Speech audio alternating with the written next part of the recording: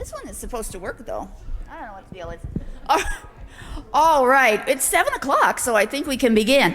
My name is Susan Conover, and the dean always calls me the nominal head of speech, even though there isn't technically a head of speech. But anyway, if there were, I would be it.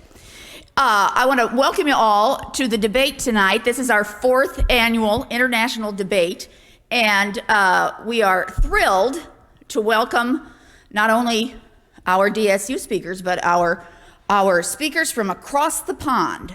And I'll introduce them in just a second. Let me remind you that if any of you are seeking extra credit from Emily Pieper or Vicki Johnson or Joe Bottom, the papers are here. Just make sure you sign them before you go home tonight. Okay, so we have a question to debate this evening. It is the American dream dead? Now, the folks who are going affirmative, who are saying yes, the American dream is dead, will be our visitors from the UK.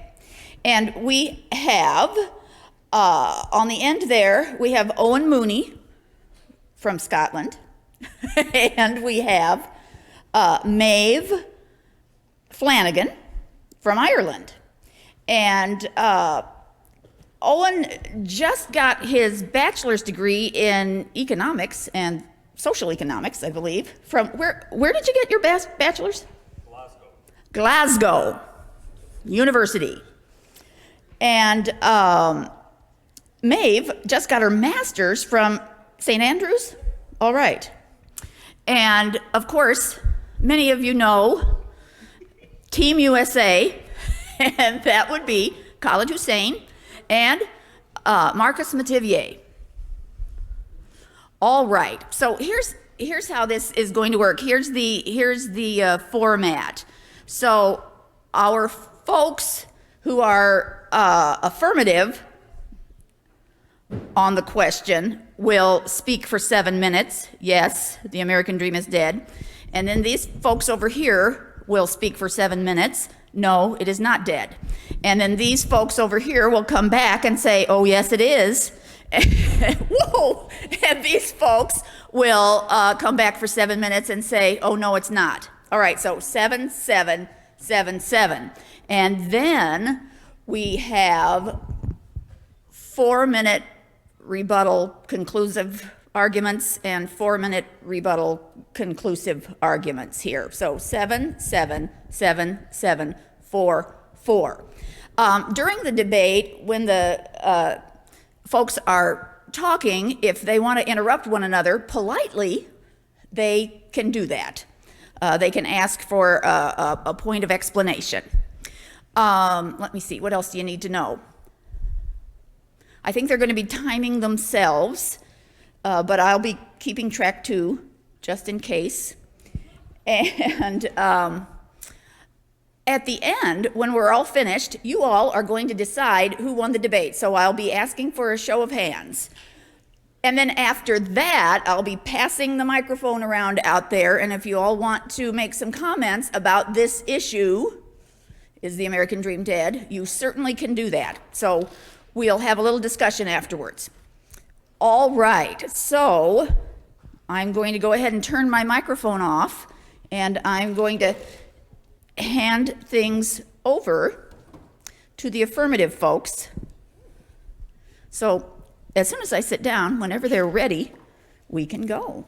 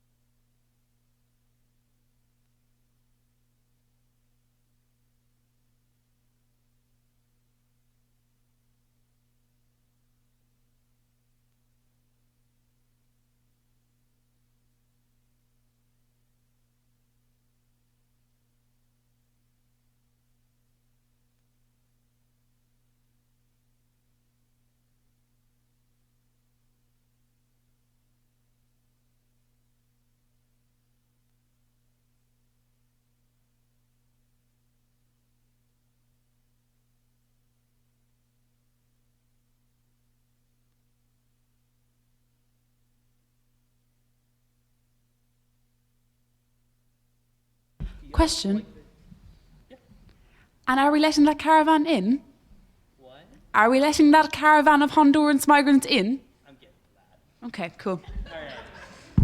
Now, there may be some people that don't want the caravan to come in.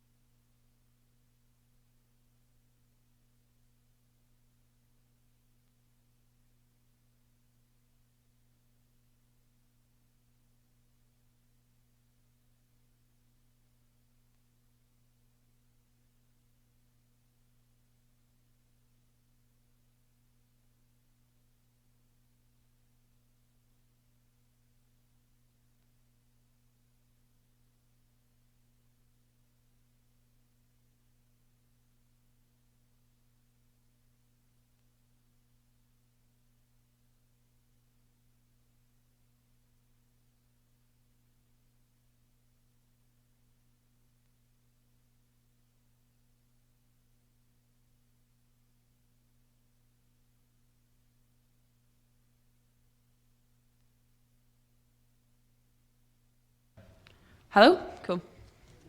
This needs to be a lot shorter. 1 second. Okay. Yep. No, I got it on the phone. When you are dreaming, you're not awake, you're not paying attention, you're caught up in a delusion and you're caught up in a myth that is being sold to you alongside your hamburgers, your fries, and everything else that you can buy in this glorious country. Look, I'm going to talk more about the case that Owen brought that was largely unresponded to. But I'm going to do a bit of responsive stuff first, because that's how debating works. Sorry, Khaled. So basically, we got three things in the last speech. We got the idea that everyone can have their own dream, and isn't that fantastic? And you can have small dreams, you can have big dreams, you can have dreams whatever you want. Then we got this idea that people come here, and the fact that people want to move to America shows that the dream is real. And then we got the idea that America is getting better. Taking those one at a time. I'm going to tell you a little bit more about how each person having their own dream is incredibly dangerous, because you're buying into the delusion that you are safe. You're not safe. You're not safe because if you don't have healthcare, any one of us could get sick. And it's that simple, right? There's a concept called economic shocks, which is literally that if you only have $100, $1,000 saved up, and you go to A&E for one night, and that costs, what is it, $10,000 for a night in A&E? Plus, before you get an IV drip in, before you get an X-ray scan done, that's you. You're gone, right? If you're 2 days out of your minimum wage job, you lose your job. It's as simple as that.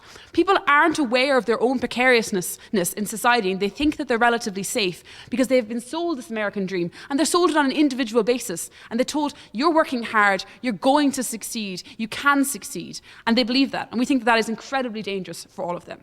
The second thing I'll say here is that he says, well, people want to come here. Indeed they do.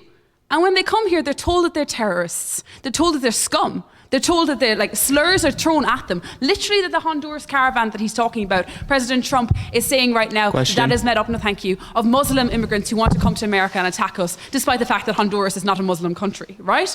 Look, literally, the slogan of Make America Great Again is centered around the American dream. It's to make America believe in the dream again. That's literally what their talk is founded and based upon, right? And that's incredibly toxic, because we have realized on some level, and those voters have realized on some level, that there's not enough dream for everyone, because somewhere along the way it's been slipping through the cracks, right? And we are fighting viciously for our slice of the dream, right? And we're lashing out at people who don't deserve it, who are also trying to fight for that dream, instead of actually trying to rejig the system that steals it away from us, like Owen was talking about. Question? No, thank you. I'll take you to the end of my rebuttal.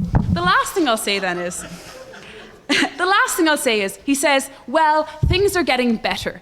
I just don't think that's true. I think unemployment is a statistic, but it's hard to weigh unemployment when you're working 3 jobs. You're very well employed, I just don't think you're very secure, right? Literally, food bank usage in the United States is higher than ever. Insurance premiums for healthcare are higher than ever, right? Wealth inequality has exploded, right? So just saying that the economy is doing fine isn't looking at how the economy interacts with actual Americans. And we think that a lot of people are worse off than they have been in a number of years. And we just don't think that's a good enough response to say things are probably getting better. I'll take you now. So what about the millions of people fighting for other people's dreams? Yeah, cool. There's also millions of people who are trying to shut them out. I mean, that's how partisanship works, right? But I also think that the guys that are trying to keep us out are winning, right? Because they're literally in office right now, okay? So just to say that there's a think tank that's thinking about this kind of stuff isn't really actually taking in those refugees, isn't actually meaning that they're being helped. And if we're doing anything, we're probably building up orders to try and keep those people out more so than ever. So again, that's not a sufficient response. Just because those people exist doesn't mean they're winning this battle, right? Okay. When they say then that people can achieve their own dreams, I think that when we have people who have succeeded, so Bill Gates or Oprah Winfrey or even Barack Obama, we look at those people and we say, oh my God, they're incredible. The American dream is alive and well. If he could do it, I could do it, right? Everyone, in a sense, has a myth of their own brilliance, right? We all think that we're really clever, right? We all think, well, I'm actually the only rational one in this entire crowd, right? Or you think that I'm the really witty one, or whatever it is, right? Because we like to believe that about ourselves, because it's really hard to admit that you're average, or the things that happen to you are likely to happen to other people. It's why we all think that we're going to win the lottery, even though, statistically, that cannot happen, right? So when you see these success stories, you think, well, it can't be everyone, but it definitely could be me. Because if the American dream is conceptualized around hard work, and if you just pull yourself up by your bootstraps, that you will work hard and you'll make it. Everyone knows that they individually work hard. I'm working my butt off, so therefore it must happen to me, because I know I am working hard, right? And so the thing is, though, that the way that the media is constructed around the American dream is, it's called a survivor bias, right? So we only actually ever talk to the Bill Gates because he made it, and now he has this massive platform, and he says, you can drop out of college, and you can still start a tech company. But the thing is that no one interviews the thousands of other people who also dropped out of college and then were unemployed, or dropped out of college and then got into massive debt because they never paid off those student loans that they interacted with in the first place. Because who gives a shit about those people, right? They're not Bill Gates. So if we're only ever interviewing and glorifying and worshipping the people who are succeeding, then we're missing 99% of the story, right? And All of you in this audience, most likely you're in that 99%. But we never want to think that about ourselves. And that's really, really dangerous. What this escapism does, what this dream does, what this delusion does, it saps your attention away from your actual reality that you're facing. It makes you believe that the circumstances that you're in are short term, because this can't happen to me for very long, right? I'm working really hard now, I'm working 3 jobs, but it'll get better, right? I will own a house. I definitely will pay off my student loans. I'm never going to get into an accident, which means I'm going to get further into debt. That can't happen to me, right? So what it means is we stop trying to tackle the political problems that are causing this in the first place, right? So, I think that what it just means is that if the system is as structured in the way that Owen says it is, where the rich are the ones that are owning the super PACs, they're the rich are the ones that are running the lobbies, the rich are the ones who are benefiting off an insurance system that milks the poor for as much as they possibly can, and if they are the ones who are rigging the political system to make it more difficult for you to vote, right? And all along, you're also told that this is only short term, you don't really need to vote, you don't really need to care about these issues, because it's going to be other people. And those other people, they also don't work very hard, because if they did work hard, why would they be poor, right? So all of these nasty and insidious messages make it really, really difficult to change the fundamental structure of American capitalism in a sense. That is so dangerous, right? And the other problem with that is, as Owen tells you, is that it becomes unpatriotic to even describe reality as it is. So you're getting up here right now and you're like, what is that Irish girl doing, saying all these awful things about America? She's not being very patriotic, right? But this is the whole problem. To even identify that there's something wrong with America, you're told that you're not patriotic enough, that you're not, literally to kneel because African Americans are being shot is to be told that you're not respecting the flag, right? I think, whatever your stance on that is, you have to realize in a sense that even identifying problems is difficult here. So they can have think tanks all they want, and those think tanks are going to come out and identify these problems, and everyone's going to say that they're garbage sponsored by Democrats who just want to undermine our country. I think our country could be great, but going back to making America great again, going back to the divisiveness which is just distracting us from the real problems, isn't the way that we're going to do it. You make America great by actually listening to ordinary people, and ordinary people don't get heard when they're dreaming and when they're half asleep. So that's where we should urge you to propose.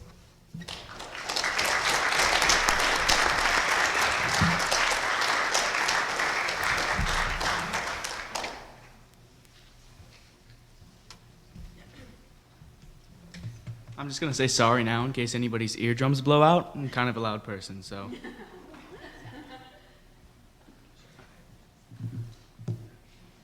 So, my opponents talk about how your vote doesn't matter. You don't have a voice. But have you looked on social media recently? Have you seen the millions and millions of retweets people get who aren't famous? You see those on Twitter, you see the activist tweets all the time. People in this country have access to social media, which means they have a voice. And there has been higher voting turnout just in the early election, the early voting period this year, than there has any other year. That's because people have been shaken to their core about America, and people are starting to care about politics. We see us caring. And just because you go into debt doesn't mean that there isn't government programs to help people like that, or to help the kids who can't get education. America sets up programs for that, sets up social funds and sets up healthcare and education benefits to the people who can't afford that. And that's what we're seeing today in America's climate. We're seeing more support for those people. We're seeing more people trying to get out of the slums, trying to get out of the ghetto, and they're getting help from American people. And from everyday people like you, and you. We are helping those people. America is helping those people. And the statement, "Make America Great Again," is recognizing America has a problem that we need to fix. That can be taken on both sides of the party. But if you take back a party label and you look at what's really happening, you see that both sides of America care about America, and we want to help the people who can't help themselves right now. So, like I said, politics can be a little testy today. One bad remark, and all of a sudden Aunt Barb's mashed potatoes are in your face at the family's Thanksgiving. And like I said, at first glance, this may seem like an awful thing, but this is people caring about. The idea of the American dream first started with the first governor of any Puritan settlement, John Winthrop, and he stated that the Puritans' purpose was quite clear. We shall build a city upon a hill, and the eyes of the people are upon us. They wanted to build a city where everybody would look up to them. Everybody would try and be there and have a great, great country. That's what we're trying to do today. You see the caravan coming to America because they look at us and they say, we can make it there. We can have dreams. And even the poor people who can't necessarily afford healthcare but are trying to get it, look at this and they say, we can have dreams, we can stand together, and we can be great. And people... Question. I'll address you at the end of my speech. We see people come to America in today's political climate where immigrants aren't as necessarily accepted. And we might want to change that fact, but right now we can't. They come here, they have nothing. They want to come here, and they have nothing. That must show that there's success to be found in this country, because people will come here with absolutely nothing but a dream. And that's the American dream. Next, we look at the foundation of this country, the Revolutionary War, and the founding of the Constitution. We were getting beat. We were being controlled by other people, and we stood together and we said, there is a problem, we need to fix this. So we revolted against the British, and we made our own success, and we eventually made our own constitution, which gave us the right to vote. It gave us, the people, the voice, not the people in the power. The Articles of Confederation didn't give enough power to the people, so you know what we did? We went and cut it. The idea that Congress is filled with people who are corrupt and people who don't want to help the Americans is just wrong. Take, for example, me, just a small kid from South Dakota. I want to grow up and be a congressman. I want to help those people who can't help themselves. That is the American dream. Next, sure. Right. Those welfare programs that you talk of are being cut to pay for the tax cuts to the rich that Trump has brought in. He's literally going to cut Social Security and Medicare. That's what we're facing right now. But he's also looking at cheaper healthcare for privatization. And a lot of my friends that I know of that are like, don't want healthcare. And under the ACA, they had to pay for healthcare. While some healthcare was access to people, there was also healthcare that other people couldn't afford because healthcare is so expensive. Now, they don't necessarily have to have healthcare. But I agree with you on a fundamental point. There should be healthcare for those people, and that's what we can change with our voice, with voting. Everybody in this room can vote. We all have the right to vote, and there's nothing that can change that.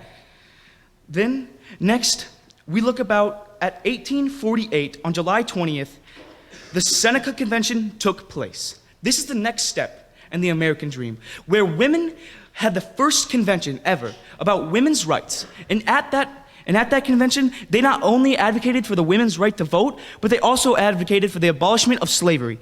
What we can see here, America recognizes they have a problem, and we want to fix it. And that problem went all the way up until Martin Luther King's American dream. He had the American dream where everybody is equal, and that's what we're trying to push with right now. Everyday people, such as a person in school, makes American dreams happen. If you're a teacher and your dream is to teach those kids and to have an impact on your life, just being a student is helping other people's American dream. The problem with the way my opponents find the American dream is it's all about monetary value, and they don't take success in terms of family or job. Even if you're working a low-end grocery job, you're still working towards something you believe in, working towards a job that you can get to. The American dream doesn't necessarily mean everybody's gonna win, but the American dream does mean that not everybody's stuck. There's you can go up in this system. There's economic mobility. You can go from poor to rich. And yes, it is true, some rich people do get the money from their parents, but rich people can fail. There's plenty of businesses that fail because they don't have they're not run good, just because they do inherit money from their parents. So what we see here is there is economic mobility. You can go from top to bottom, or you can go from bottom to top.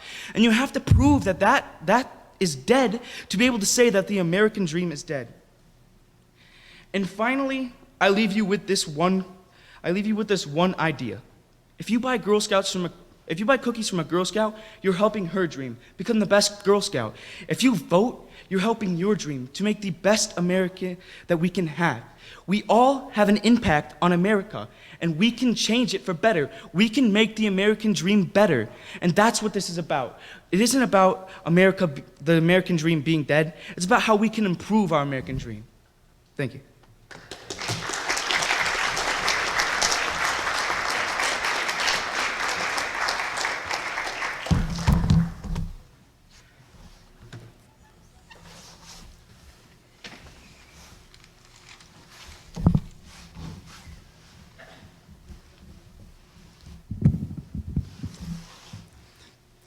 Okay, look, stop me if I'm being too cynical here, but I don't think the fact that some people buy Girl Scout cookies is enough for them to stand up here and say, therefore the American dream is alive and the whole country is handy-dandy. I mean, he might be right to say that economics isn't the only thing that matters, but the other things he lists, family, job satisfaction, are also on the decline as a result of economic stratification. Families break up under the pressure of unemployment and poverty, or when kids are taken to jail. Like, your jobs are less satisfying now and less meaningful. Good quality jobs are being automated away or shipped out to China. The fact that America was great in 1776 or 1848, it doesn't help him. We're not saying the American dream never lived. We're saying it's dead now. They're correct, right? That times were worse in 1931. Fine, I accept that. This is not the worst time since the Great Depression. And it did get better after 1931. We had the New Deal, we had everything else. But that's all been steadily eroded since the 50s and 60s, and there's no sign at all of it, and there's no sign at all whatsoever that it is coming back. But then they're like, no, it's fine, because we have social media, and we all have a voice on social media. I would point out a lot of those voices probably speak in Russian when they're not on the internet. But secondly, that these voices just get ignored. Like, Hillary would have won the election by a landslide if it had been held on Twitter, but it's not held on Twitter. The fact that we're able to talk to each other over the internet isn't real democracy, and doesn't help to change any of the ways in which money and gerrymandering still decides elections.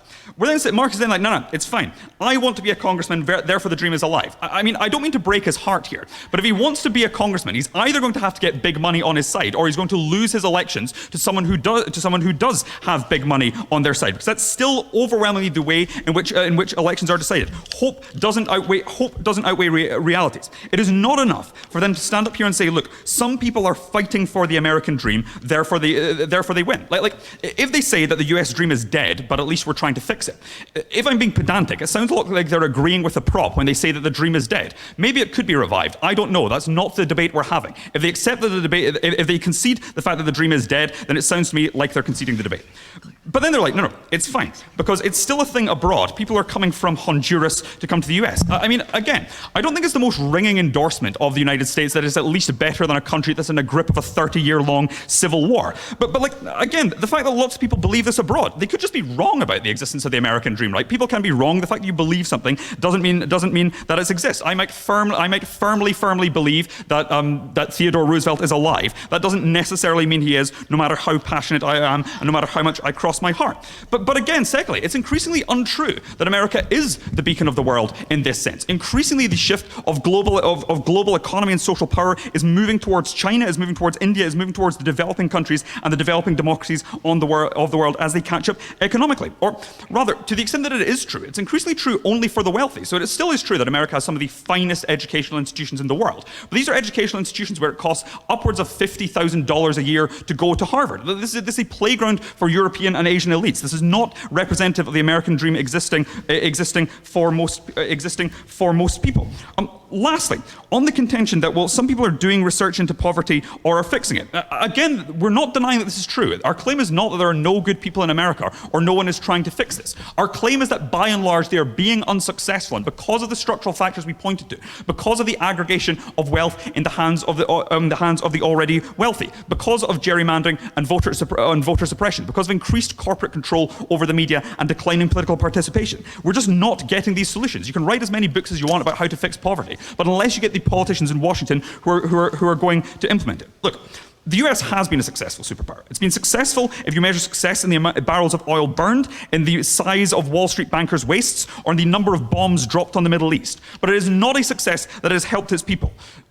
Now, more than ever, it is more true that your success is not down to your hard work, but due to chance, due to luck, and due to the accident of your birth. That's not what the American dream is. That's not what the American dream ever stood for. And that is why we say that the American dream is dead. For all these reasons, propose.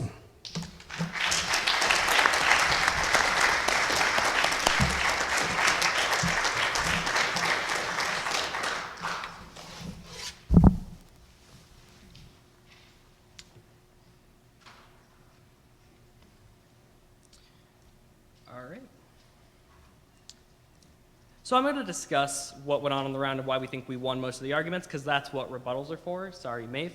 But my opponents would have you believe that dreaming and the American dream is bad. They're trying to convince you that the American dream is what causes all these problems and that think tanks aren't going to solve problems. Well, first off, on the think tanks that aren't going to solve problems, Opportunity Insight is not a think tank. The title of their mission is Why Stop at Research? Because that's all people were doing. They're starting to act. But there's a fundamental issue with my opponent's argument. They're trying to tell you that the American dream is dead. It's non-existent. But it's also the root of every problem in America. If the American dream was dead, all the things they're trying to say it is doing wouldn't be happening. But in reality, the American dream isn't what they define it as. It's not what's creating the economic problems in the United States. It's not what's creating the issues. It's something that helps point out the issues. They tried to knock on the fact that it was created in 1931 by, yeah, we're not in 1931 anymore, but the American dream was set as a goal for us to work towards. Dreaming is not a bad thing. The American dream doesn't say we shouldn't change anything in our country. It's what we should reach for. It's we would like to be the country that is the best, where people can be successful, where people can make their own way. That's what the American dream stands for. The American dream doesn't mean America's better than everyone and it's perfect right now. That was the argument of our case, which they ignored. They tried to change the American dream from what it is, a dream, into something that causes problems, which is fundamentally incorrect. And they brought up a lot of things and tried to push a lot of things aside, like the Honduran caravan thinking that the United States was a safe place to go, meaning nothing because their country's so bad. But the American dream, in essence, is alive because that's what it was meant to do. It was meant to make America that country, the country that was a safe haven where people could go to better their lives. That's the American dream. The American dream is not a system that oppresses the poor and that hurts people. It's a system that says we need to be better, we need to be the best we can be. It's a tool for self-reflection. Are we pursuing the American dream? Are we actually bettering the country? That's what we have to ask ourselves. And when we're not, organizations do see that. They see the American dream. Harvard has created that group to pursue the American dream, to try to make it accessible for everyone. That's happening right now. The American dream is not dead because there are people pursuing it. And my opponents would have you believe they're not, and that pursuit is dangerous and that it harms us, but that's not true. Fearing a dream is the same as fearing, I don't know, having hope. Why wouldn't we be hopeful that America could be better than it is now? That's all the American dream is, that America can and should be better. And we can't let them convince you that that's not true. The American dream is not dead. It's alive today just as it was alive in 1931 and just as it was alive when America was created. Thank you. Are we shaking hands now?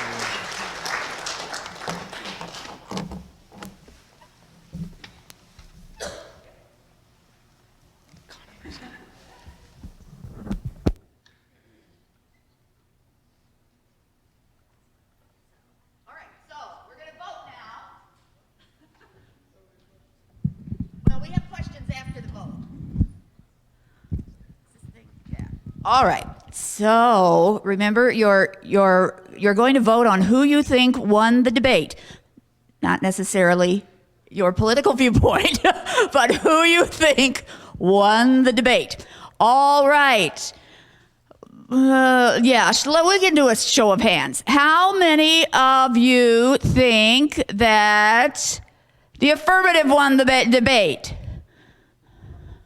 1, 2, 3, 4, 5, 6, 7, 8, 9, 10, 11, 12, 13, 14, 15, 16, 17, 18, 19, 20, 21, 22, 23, 24, 25, 26, 27, 28, 29, 30, 31, 32, 33, 34, 35, 36, 37, 38. I think I see 38.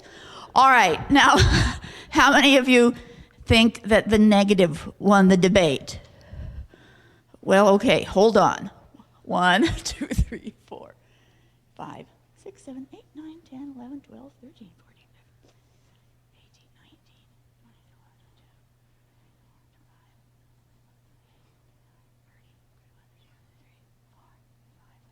19, 20, 37. I counted 37 to 37. All right.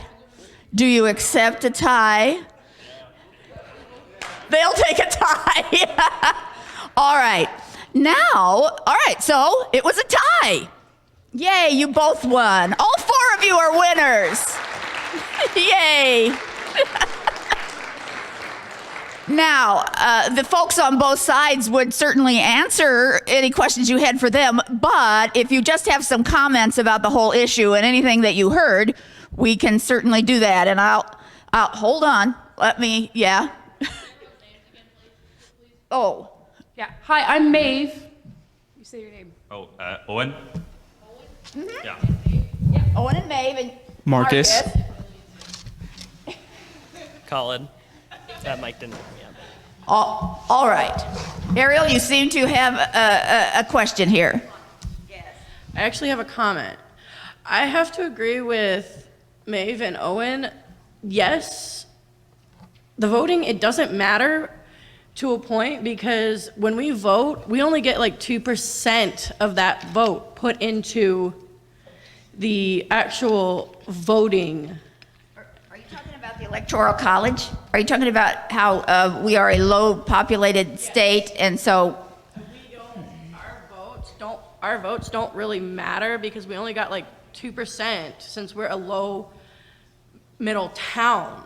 And so we don't really. okay. All right. Sure.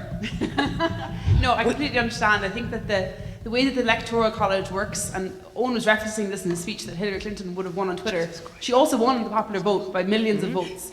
And maybe that is the best system, maybe it isn't the best system, but it definitely makes a lot of Americans feel like their vote doesn't matter. And because some votes do matter in some critical states and they do less in others. And it is part of the underlying problem, I think, that we're identifying here for sure. Yeah. Yes, that would be a good item to debate as well. The Electoral College. But when it comes to the Electoral College, and let's talk the popular vote, let's look where the votes came from. The rich, LA, you got your actors, New York. And now that doesn't give us a vote in the Midwest because we're not a political figure in people's eyes. We're not well known, that's the way, our system works. But I want to talk about the American dream. I work for a company. I pretty much start from this company on day one. We're a company that builds things. We had a dream that we could build things better and grow successfully over the years. We've been in business for 3 years. We're a multi-million-dollar company now by doing that. And that was because the American dream of we can do this. And yes, we get hurt by everything else, by politics and all that. But as we said, voting for a president is one thing. You're voting for the main important thing for voting is voting for your senator, your house, so they can represent us overall in the system. And the president, he has the power, but they also have power to revoke what the president has done over the past. Yeah, I probably agree with you. I mean, I think the op is obviously correct, and the American dream is not dead. But I do just think that's true. Like, it obviously is like an ideal you aspire to, and it's better for people. Like, it's a bit weird to see whether or not a dream is dead because it's not a thing that has life. So it obviously is better that people believe that it's true. I disagree because I'm on the side. So I think congratulations on your company, that's incredible. But I also think like European companies also do really well, like German manufacturing is fantastic. And the strange thing is they don't have an American dream or even a German dream. So I think that a lot of this confusion, this debate was like, does the American dream necessarily, anyone having any success ever, the American dream must be alive? Clearly not. I think what we're trying to identify is the belief that if you do work hard, you will succeed. There's a huge difference in that and believing in your case. If we start a company, we might succeed. I think any country in the world has to have that, right? For like literally anyone to do anything. But the massive difference is the delusion that like if you work hard, you will, and anyone who isn't succeeding isn't working hard enough. And I actually think that's really, really dangerous. And that's what we were talking about. But there's such a small nuance there that the two things do overlap a lot. Well, I will also, just since you brought it up, I do want to say that in Los Angeles, there are certainly lots of people in the entertainment industry, but most of those folks are the guys and gals who come in and sew the costumes and wash them and put on the makeup and build the sets and, all that kind of stuff. That's the vast majority of the entertainment industry, not the fancy schmancy folk. Anyway, anybody else have a comment? Either side? If you, well, you want to come to the microphone? I'll come over there. Just shout. Just yell it. Just shout.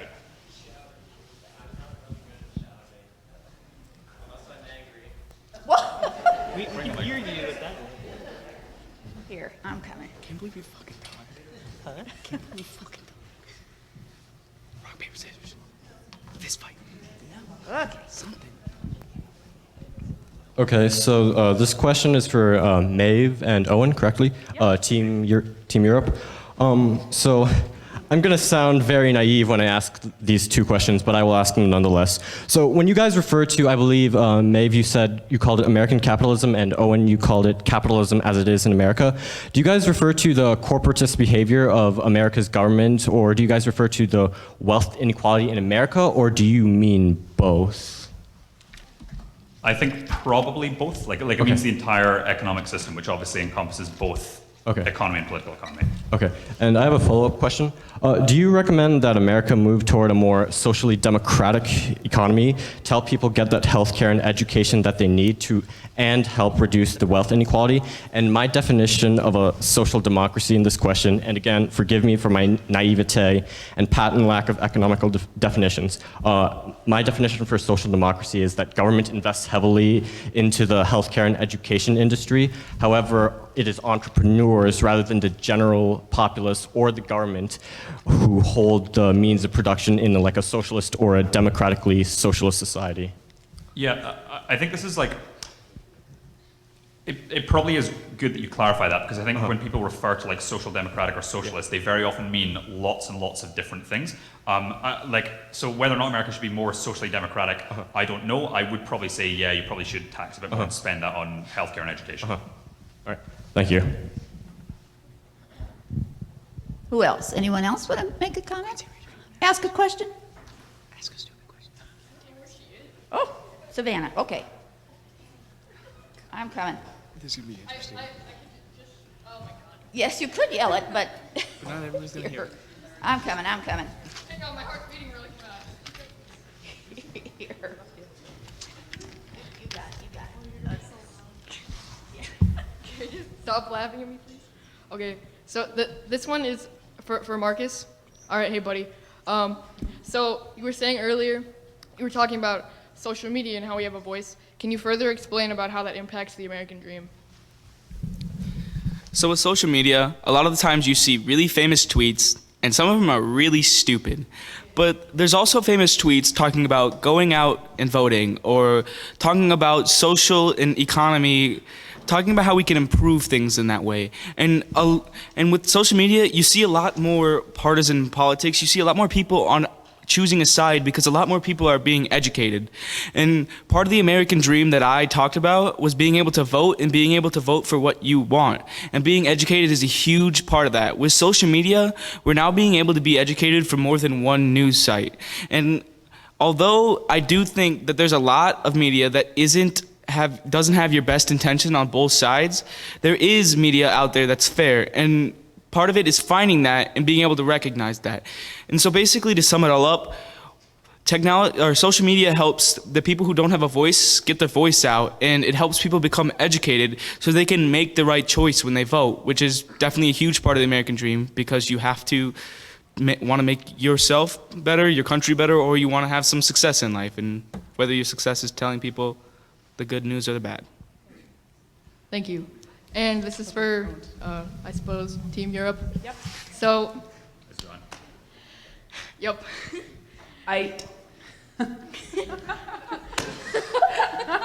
Oh no. I'm sorry. Do you use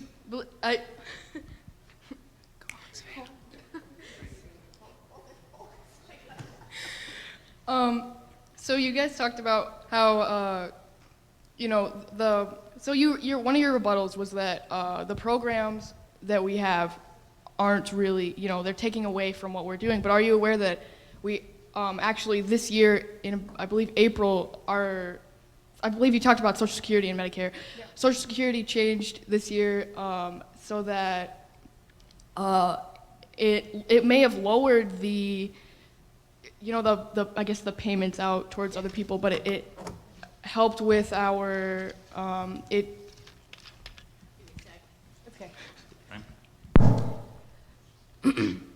So like, let's say someone is getting Social Security benefits for for disability.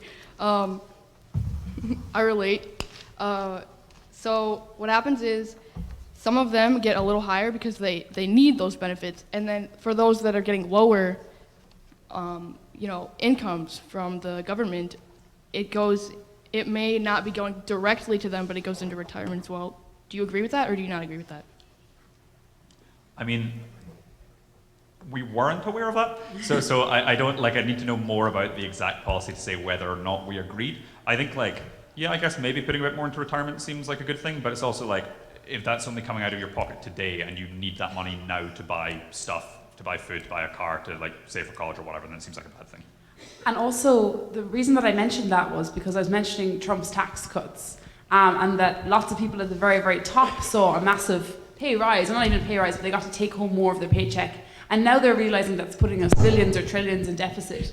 And how they're going to afford that is by cutting those kind of programs that you're talking about. So whether or not pensions or getting the money now is good or bad, it's hard to know, but the money needs to exist in the first place. And the fact that the money is coming out of programs for ordinary Americans and going into the tax cuts for the rich, I think is the actual issue that we're identifying there.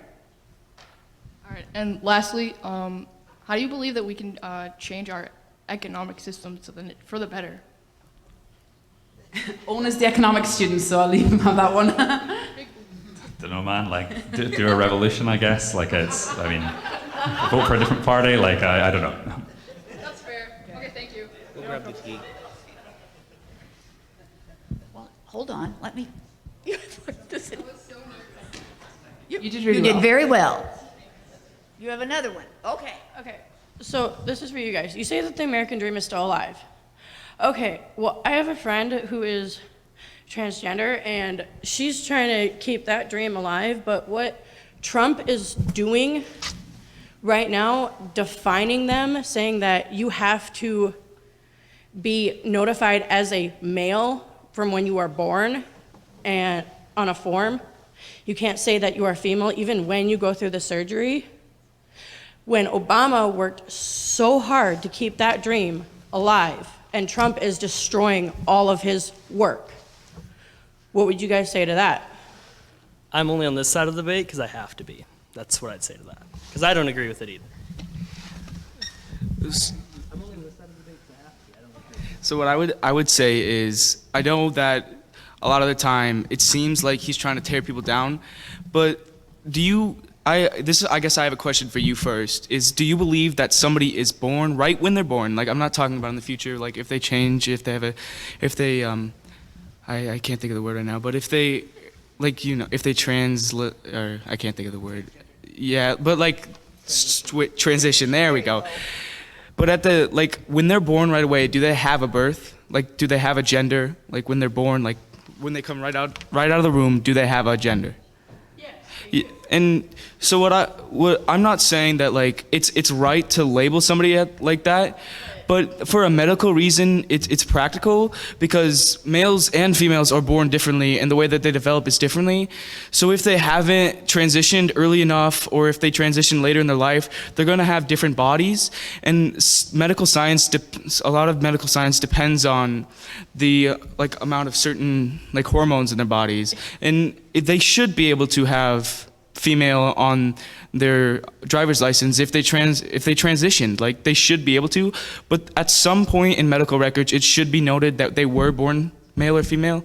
Like, they should have the respect to be able to be who they want to be, but there should be documentation of them actually being male or female when they were born, just for medical reasons. Can I say something? I think this is an incredibly important topic, but very tangential to the American dream, and I think that it's probably one that we should have in a different forum than right now. You are correct. It's part of the part of all of those folks who are trying to live the American dream. Oh, yes. Dr. Griffiths, yes. Oh, yes, you have a question. I hope that was respectful enough. Like, I wasn't. Thank you very much. First of all, I hope before there's I no ask hard my feelings. question, I I want to congratulate all of the debaters. I thought you all did an excellent job, and Owen and Maeve, I thought you had it till the very end, I have to say. But really good job, all of you. But my question is, I was intrigued that nobody talked about philanthropy in this country, which I think is a different kind of indicator of the American dream and success, where philanthropists come in all shapes and sizes, from the billionaire club who've committed to giving all of their money away before they die, to the school janitor who's saving up pennies and dies and suddenly leaves $1.5 million to that school. Philanthropy comes in all shapes and sizes, but America, I believe, has the greatest amount of philanthropy of any country in the world, and that makes a difference to other people. So it's sort of the success that people have, however they define it, whether it's by quality of life, quality of interaction, wealth, or anything else, is passed back on to others. And I think that has a major role. And I was just intrigued nobody brought up philanthropy. I think philanthropy is incredible. I earn to give, committing to giving all your money away is incredible.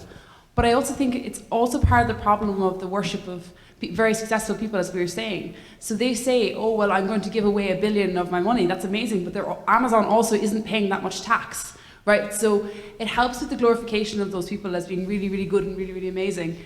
But they're also not paying their workers very well. They're also not paying tax. You're talking about them giving back into schools, but those schools are also not getting the support from the government that they need because they're not getting enough tax support, right? So I think philanthropy in itself, if it's coming from good intentions, fine, but if it's used as a PR issue to distract from what those people are doing, then it also can be part of the delusion that we're talking about. If you're talking about the amount of tax those companies are paying, they were able to go offshore and avoid paying the tax that they would have had to pay had they been in this country.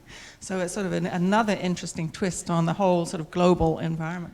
Yeah, I mean, there's a whole bunch of other problems with philanthropy as well. Like not least, very often people donate to the wrong things, or like just donate to things where there's no democratic oversight or check. So it's stuff like support for cats and dogs homes or whatever gets like vastly more money than support for helping people, or like gets vastly disproportionately money than it should.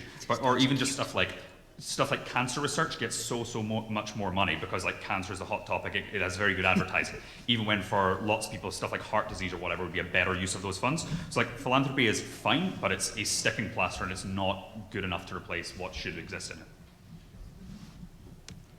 Okay, I promised my students this would be an hour long. So if someone has another comment, we can certainly take it, but then we're going to wind it up unless people are just really gung-ho on answering or asking more questions. Because he voted against us. This is just in relation to what the person in the front said about like what Trump's doing to transgender stuff. Like, this is not going to be a discussion on that because that's a way more bigger topic. But I am transgender myself, and recent news has been horrifying to me personally. But it's also inspired just a lot of hope and for the future for me with how many other people are speaking up about it.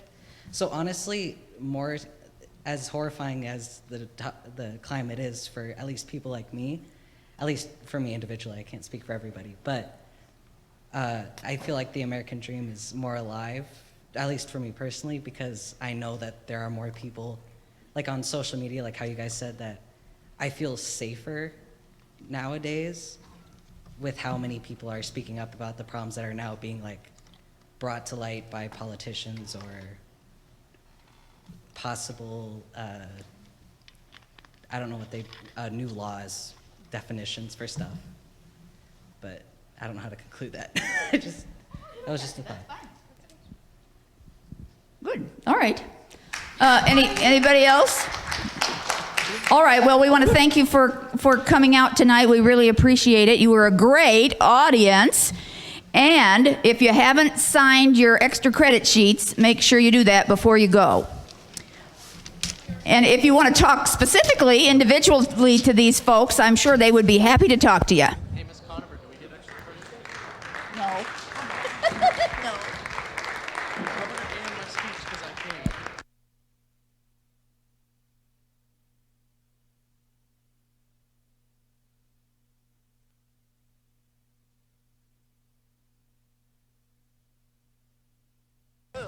I forgot to thank the president of the university for attending and for being a big part of this evening. And I thank the dean of the College of Arts and Sciences for his support as well.